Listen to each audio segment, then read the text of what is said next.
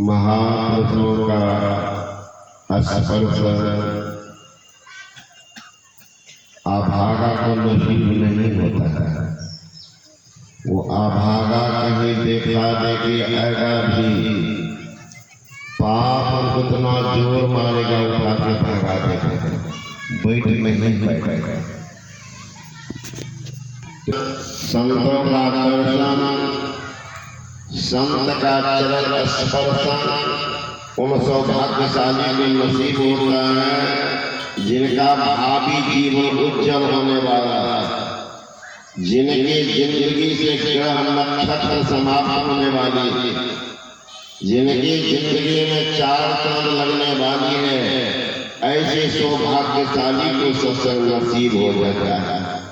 एक साधु वचन में है, मिलता है जिंदगी में साधुओं की संगति कभी कभी, मिलता है जिंदगी में साधुओं की संगति कभी कभी, लाते ऐसे मोड़ पर तकदीरें कभी कभी। और दौलत अभिमान न करना, दौलत छीन लेते हैं कभी कभी। दौलत जब आती है तो दो लत लाती है, सुरा सुंदरी, और दौलत जब जाती है तो दो लात लगवाती है। इसलिए कभी स्वाभिमान मत करना।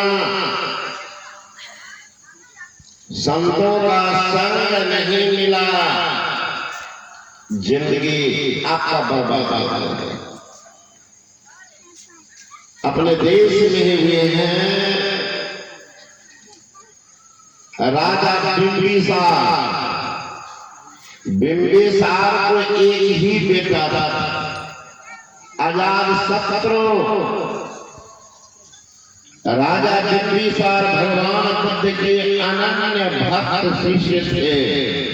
बराबर सत्संग में जाना आना, सत्संग में खर्च करना सब करता था, लेकिन बेटा को भी सत्संग में नहीं ले जाता। कारण क्या? एक ही बेटा है। बुद्ध जैसे महापुरुष हैं, उनके सानिध्य में जो जाता तो साधु ही बन जाता। कहीं मेरा पिता साधु बन गया, घर सुनसान हो जाएगा, इसलिए डर के मारे नहीं ले जाता। लड़का जवान हो गया, लोगों ने कहा महाराज ये बुढ़ा कब तक राजा बना रहेगा, इनको हटा बनो तुम। अब उनकी भी बहुत साथी हो गए। क्या होगा? अजातशत्रु अपने बाप को बांध करके जेल में डाला, राजा बन गए। अब वहां तरह तरह की याचनाएं पिता को देने लगा, भोजन बंद कर दिया। तो अजातशत्रु की मां जाती थी भोजन पहुंचाना, महारानी थी ना, भोजन पहुंचाना। उनके गुप्तचर ने कहा महाराज राजा तो पहले से भी अच्छे हैं, सो कैसे भोजन का रानी माने जाता है। कहा मां तुम जाती हो मिलने के लिए मिलो, कोई बात नहीं, लेकिन भोजन का मत ले जाए। अब क्या करेंगे? जवान लड़का है, बात तो माननी ही पड़ेगी। वो क्या करे? काजू, किशमिश, अखरोट, मुनक्का, छोरा, पिस्ता, बेदाना, स्वर्ण भस्म, रजत भस्म सबको मिला करके देह में काट लेते थे। जेल में जाती थी, राजा के देह चटवा देते थे। गुप्तचर से कहा अब पता क्या हाल चाल है? आप पहले से अच्छा महाराज पहले तो भाग डाल रखते थे, आजकल स्वर्ण भस्म खाते थे। रानी माँ देह में साफ करके ले जाती थी, वही खिला दिया चटवाता थी, जाना बंद कर दी। माँ तो मत जाओ, बंद कर दी। वहां क्या मिलेगा? जेल में भोजन है ही नहीं। धीरे धीरे सूखने लगा। राजा की दुर्दशा फिर भी नहीं मरा। एक दिन नाई को भेजे हैं, जाओ बाल दाढ़ी बनाने के बहाना कस्तूरा लगा देना गला में और कुछ दवाई डाल देते हैं। वही किया, राजा की बेटी को। उसी दिन अजातशत्रु के पुत्र का जन्म हुआ। सभासद में हुआ कौन खबर पहले थे? खबर का सूचना उछल गए।